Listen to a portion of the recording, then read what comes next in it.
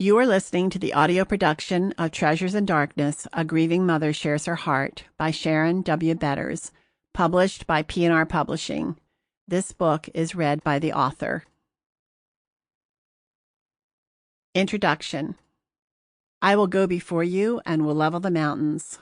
I will break down gates of bronze and cut through bars of iron.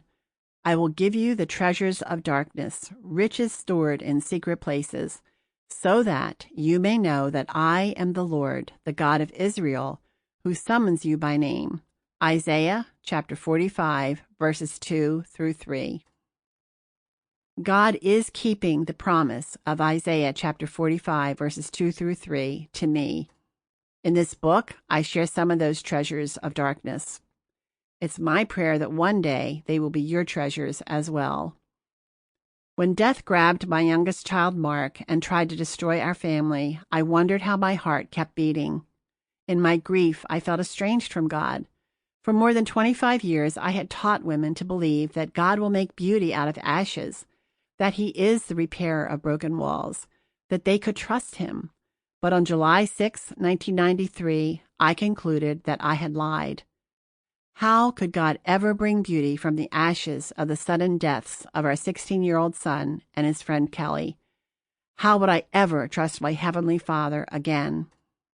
Because of my rich spiritual heritage and role as a pastor's wife and Bible study teacher, it's possible that people who knew me well imagined that my response to deep sorrow would be great faith.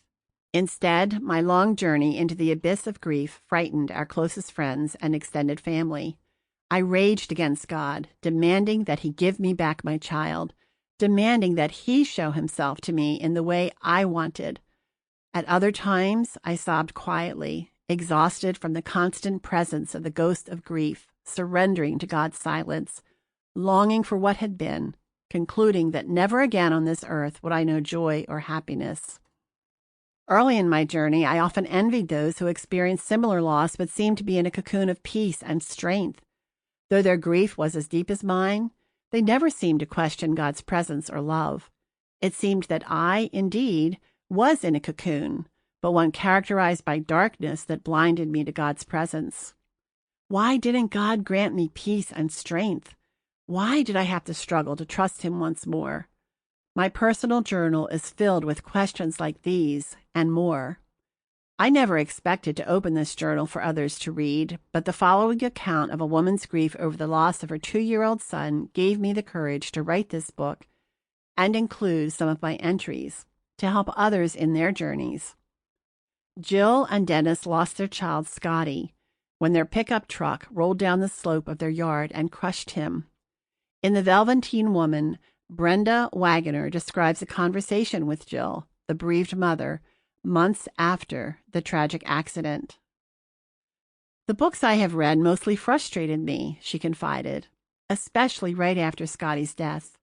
Nobody seemed to identify with my anger and loneliness. So it might have helped if someone had put those feelings on paper, the anger and loneliness they experienced as they mourned before they came to resolution of their grief, I asked, hoping to gain understanding.